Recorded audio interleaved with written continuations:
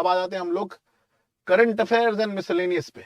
अब ये टिपिकल वैसे सवाल है वही जो स्पोर्ट्स वाले आए हैं कि अब हम इनका क्या कर सकते हैं। तो हम लोग बात करेंगे करंट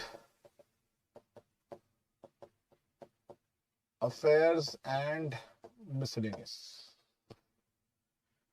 चलिए जी देखते हैं जरा सवाल करंट अफेयर्स में मिसलेनियस के। Consider the following statement. 21 February is declared to be the international mother language day by UNICEF. वाह भाई वाह।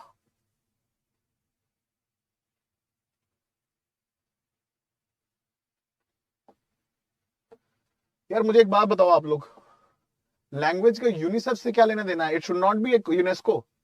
कितने लोग इस बारे में अग्री करते हो?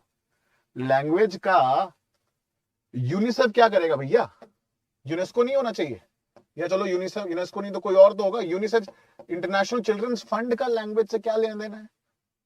जस्ट बिकॉज यूएन बॉडी देख लिया, आंख बंद करके मार दिया। हाँ आंसर सही है, बताओ सर यूनिसेफ क्या करेगा इसमें?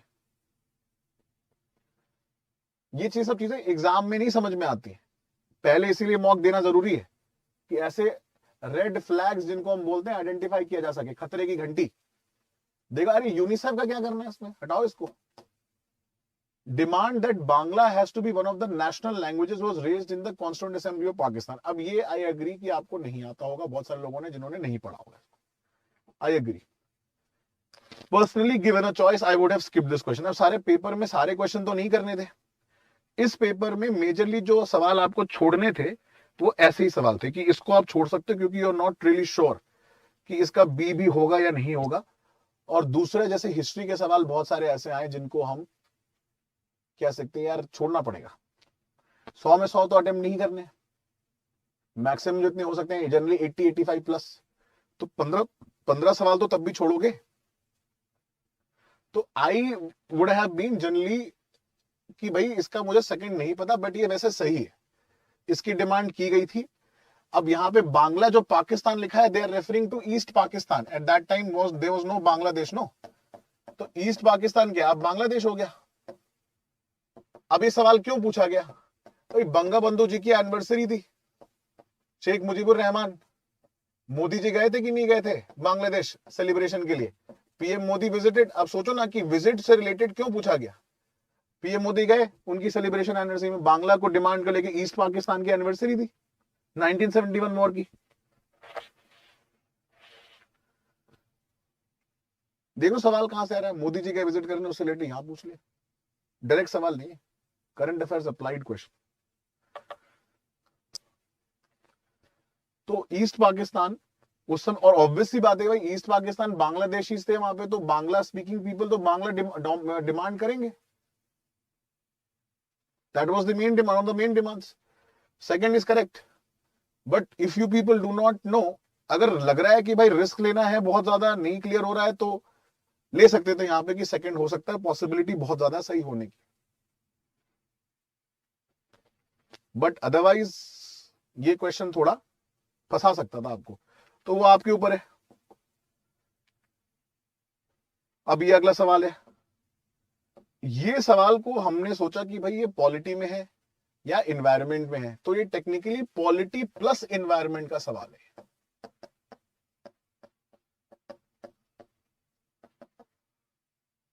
Unique question, very unique question, polity and environment.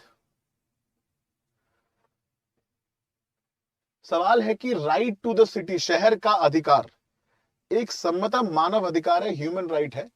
And the UN Habitat monitors the commitments made to by each country in the regard. UN Habitat का इंडिया भी फॉलो करता है, इंडिया ने कई सारे कमिटमेंट्स किए हुए हैं, लेजिस्लेशंस पास किए हुए हैं। अब ये सवाल आया है दिल्ली में जो अनऑथराइज्ड इलीगल कॉलोनीज हैं उनको रेगुलराइज और ऑथराइज करने के लिए जो फरवरी में पार्लियामेंट में बिल पास किया गया, सवाल वहीं से उठाए गए। Polity based but link to environment, मतलब link to environment and link to international institutions and treaties and agreements. फरवरी में बिल पास किया गया कि जितनी भी इलीगल अवैध कॉलोनियां हैं दिल्ली में उनको लीगलाइज किया जाएगा, उनको सारे अधिकार दिए जाएंगे। तो यूएन हैबिटेट यही चीज बोलता है कि human right and UN habitat monitors the commitment made by each country, और हम जो सिटी जो राइट टू जो शहर का अधिकार है वो ह्यूमन राइट का पार्ट माना जाता है, ये बेसिक ह्यूमन राइट। ऑब्वियसली पहला स्टेटमेंट देख के लगेगा सही है और सही है।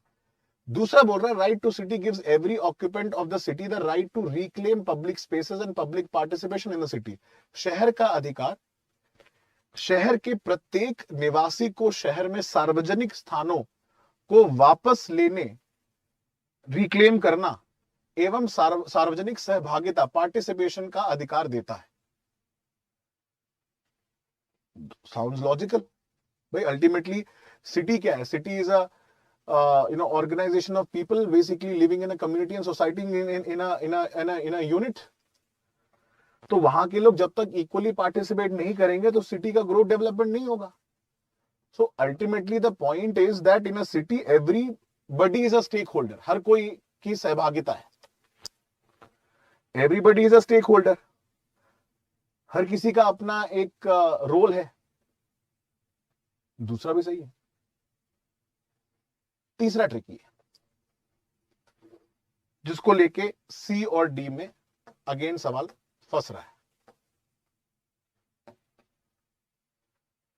Right to city means that the state can not deny any public service और facility to unauthorised colonies in the city.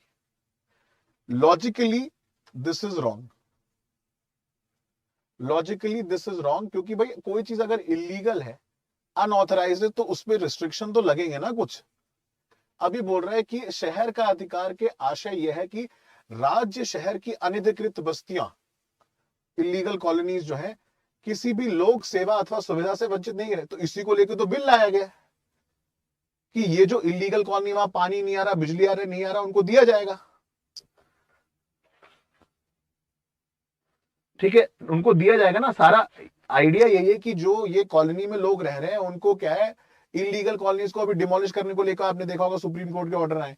But कुछ जो दिल्ली में इलीगल कॉलोनीज हैं जो रेफ्यूजीज के टाइम पे, पार्टीशन के टाइम पे बनी हुई, उनमें बहुत सारी जगह दिक्कतें होती हैं पानी को लेके, बिजली को लेके कि भाई ये इलीगल कॉलोनीज हैं, अननेसेसरी एक्सपैंड कर दी गई हैं। कोई इसको लेके ना बिजली का बिल लगा हुआ है, ना नेट मीटरिंग लगी हुई है, ना पानी का मीटर लगा हुआ है। तो अगर वो इलीगल है, अनऑथराइज्ड है, तो उस पर तो रिस्ट्रिक्शन होगा ना। तो थर्ड तो गलत होना चाहिए उस हिसाब से। तो कोई चीज अगर इलीगल है और अनऑथराइज्ड है उस पर तो रिस्ट्रिक्शंस होंगे। तो इसलिए ये नहीं बोल सकते आप कि राइट टू सिटी का मतलब है कि भाई हम अनऑथराइज कॉलोनी बना दो और फिर सब सरकार से डिमांड करोगे हमें बिजली भी दो, तुम पानी भी दो। ऐसा तो नहीं हो सकता। So considering that view point, third is wrong. So correct answer is C, 1 and 2 only. But still I will mark it as star because UN Habitat के अंदर right of every citizen and जो resident है उसके बारे में बात की गई है। But the whole logic is that कि इसी को regularize करने के लिए पार्लियामेंट में बिल लाया गया है कि जो ये illegal colonies हैं उनको legalize किया जाए और लोगों को अधिकार मिले। So I would also stick with 1 and 2. अगला सवाल इंटरनेशनल ऑर्गेनाइजेशंस, इंटरनेशनल डेज को लेके है। पहला स्टेटमेंट है कि United Nation Capital Development Fund UNCDF and the Arbor Day Foundation ने रिसेंटली रिकॉग्नाइज किया हैदराबाद को as 2020 tree city of the world and Hyderabad was selected for the recognition for a year following its commitment to grow and maintain urban forest. अब ये सवाल है कि आप छोड़ सकते थे इसको, क्योंकि ये सवाल ऐसा फंसा देगा। ये सवाल जो है ये आपको फंसा सकता है क्योंकि इसके बारे में आपको ज्यादा आइडिया नहीं है। क्योंकि अभी बिल्कुल ऐसा बोल दिया, सवाल पूछ लिया है उसने कि ये जो है बिल्कुल प्योर, या तो आपने रटा हुआ हो करंट अफेयर्स बेस्ड है कि आपने पढ़ा है तो करोगे। क्योंकि अब ये क्या बोल रहा है कि इसमें पहला तो देखो डेफिनेटली गलत है क्योंकि ये UNCDF का काम नहीं है, ये FAO ने किया हुआ है। ये आर्बोर डे जो है जो FAO के साथ काम करते हैं, food and agricultural organization, and not with UNCDF। Typical UN based international agreement, international organization based सवाल है ये। ठीक है, तो अगर आपको पता है तो ही कर पाओगे। ये प्योर फैक्चुअल क्वेश्चन है, तो ये गलत है। और ये भी इसलिए गलत है कि हैदराबाद वाज सिलेक्टेड, इसको मिला तो है अवार्ड लेकिन इन सब क्राइटेरिया की वजह से नहीं मिला है। Commitment to grow and maintain urban forest पहला इसलिए भी गलत है क्योंकि भाई ये FAO के अंदर है। आर्बर डे जो है that works under FAO and not under UNCDF।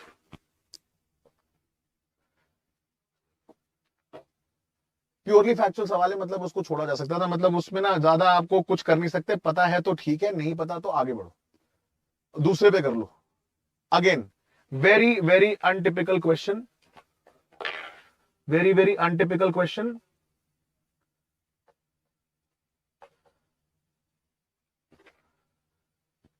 Sports ने एंट्री मारी है धमाकेदार, प्रीलिम्स के पेपर में धमाकेदार एंट्री हुई है ओलंपिक्स के साथ, नीरज चोपड़ा के गोल्ड की तरह भाला घुसा है, बिल्कुल जाके भाला फेंका गया है और पेपर में आके गिरा है सीधे।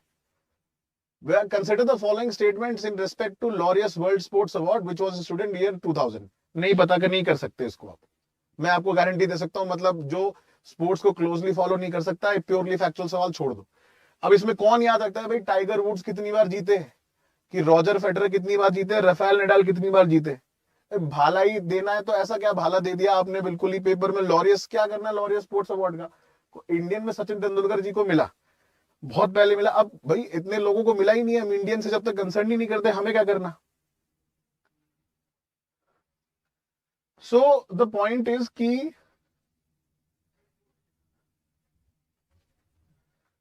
कि अब बोल रहे अमेरिकन टाइगर जो गोल्फर है Tiger Wood was the first, because yes he won it in the year 2000, Tiger Woods को ही मिला था, बिल्कुल सही बात है, पता नहीं लेकिन अब हम कर रहे हैं इसको। The award was receive mostly by formula 1 players, गलत है, सबसे ज्यादा बार जीता है जिसने, कौन सा बंदा है वो आपका, रॉजर फेडरर। लेटेस्ट मिला है राफेल नडाल को, राफा को मिला है।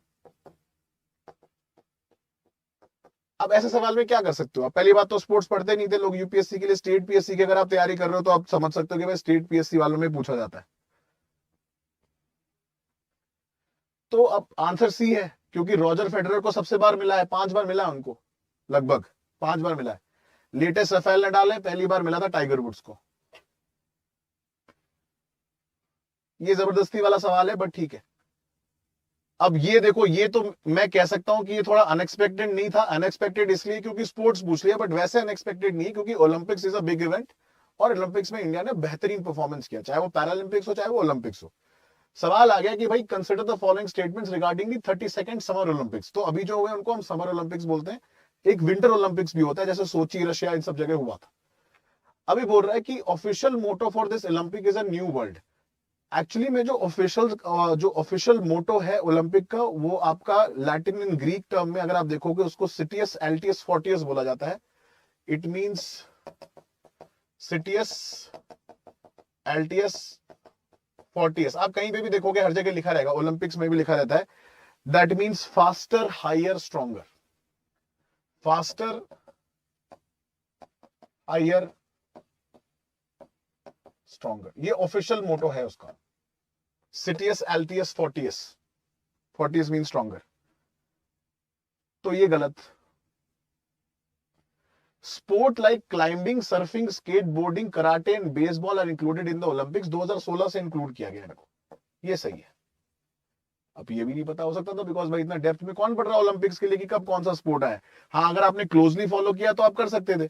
तो अगेन ये सवाल ऐसा है जिसको आप छोड़ सकते थे, बट लेकिन डिस्कस कर रहे हैं तो इसका आंसर बी है, पहला गलत है। आई थिंक ये आखिरी सवाल है, इसके बाद हमारा साइंस एंड टेक और करंट अफेयर्स कंप्लीट हो जाएगा।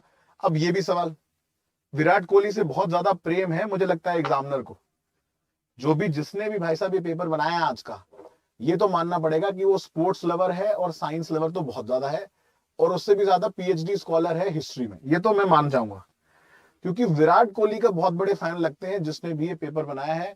क्योंकि सवाल ये पूछा है इन्होंने वर्ल्ड टेस्ट चैंपियनशिप को लेके, कि आईसीसी वर्ल्ड टेस्ट चैंपियनशिप जिसको लेके आजकल कंट्रोवर्सी बड़ी उठी हुई है कि भाई Virat Kohli has to step down as a captain, वो अलग है बात, बट लेकिन प्यार बड़ा है उसको क्रिकेट से। Consider the following statement in respect of the ICC World Test Championship की finalists were decided by the number of matches they won। अब जनरली आपको तो यही लगेगा अरे बात तो सही है, जो टीम सबसे ज्यादा मैच जीतेगी वही तो आगे आएगी, बट एक्चुअली में क्या होता है कि इनका जो रैंकिंग का क्राइटेरिया होता है वो होता है on the basis of won, जब the number of matches won, draw and tie. Draw मतलब कि 5 दिन तक गेम खेल चला, कोई टीम नहीं जीत पाई, टाई मतलब स्कोर्स मैच हो गए। उसके लिए भी पॉइंट्स मिलते हैं। तो ये एग्जाम में दिमाग नहीं चलेगा कि अरे अच्छा, हाँ मतलब जो स्पोर्ट्स लवर है उनकी बात कर रहा हूं मैं, कि इसमें तो टाई के भी पॉइंट्स मिलते हैं और ड्रॉ के भी पॉइंट्स मिलते हैं, तो not just on the win basis. तो पहला इसलिए गलत हो गया, it is not just the win margin, it is also draw and tie, total point tally is taken.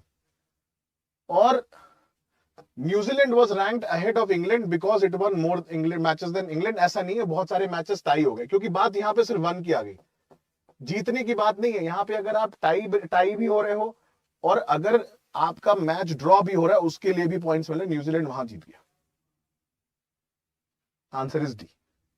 Common sense हमारा बोलता है कि भाई winning of the matches decide, नहीं, draw and tie. So I think we are done.